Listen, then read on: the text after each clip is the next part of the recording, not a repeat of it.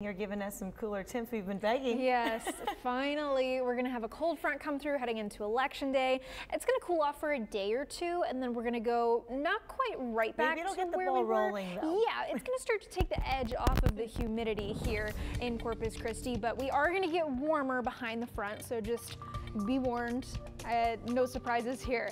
75 is where we're going to bottom out heading into tomorrow morning. Mostly cloudy, and we're going to see our winds start to get breezier and stronger. We talked about this at the top of our show, and we're going to just continue to get windier heading into Monday. So 90 degrees tomorrow afternoon. That's challenging the record high temperature of 91, which we will challenge again heading into Monday. So hot, humid, and partly cloudy is going to be the name of the game for the next couple of days. Like I said, we're going to continually just get windier heading into Monday. I think Monday morning looks like the windiest time of the next few days, again with those gusts up to 40 miles per hour. So if you have any Halloween decorations and you don't want your neighbor to have them, make sure that they are secured heading into the end of this coming weekend. So the reason we're so windy down here is these low pressure systems tracking across the Central Plains and into the Great Lakes. But good news is that's what's going to bring us our next cold front here in the coastal bend.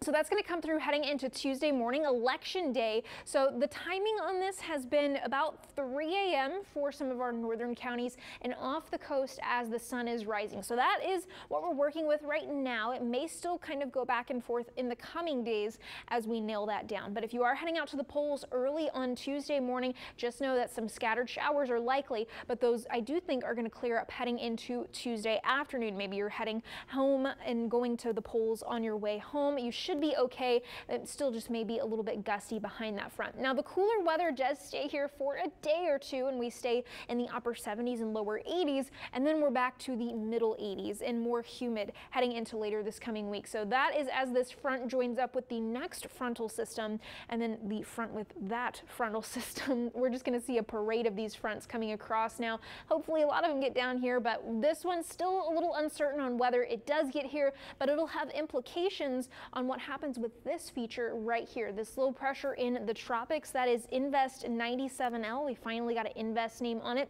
This morning we had subtropical storm Patty form. It's heading towards the Iberian Peninsula, so that's not of any concern to us. What we're watching, like I said, is Invest 97L. It's got a 70% chance of development over the next 2 days. So the energy from these two are both going to go up towards the greater Antilles. They're being forced towards the Gulf of Mexico by this high pressure. And as that happens, where they go is still up in the air just a little bit. That's where this cold front comes into play. So some models, like the American model, are going a little bit closer towards Florida, whereas others are coming a little bit further out into the Gulf of Mexico. Now, if this cold front were to slide over, you can see how this track would move over to the north into the northeast a little bit more. So that is what we're hoping for. We're going to continue to watch but not worry about it. What we are going to be having to deal with tomorrow, though, is all of these winds. It's going to be quite breezy, 90 degrees for that high temperature, 91 on Monday. So not quite yet a taste of fall, more like a taste of summer 2.0 here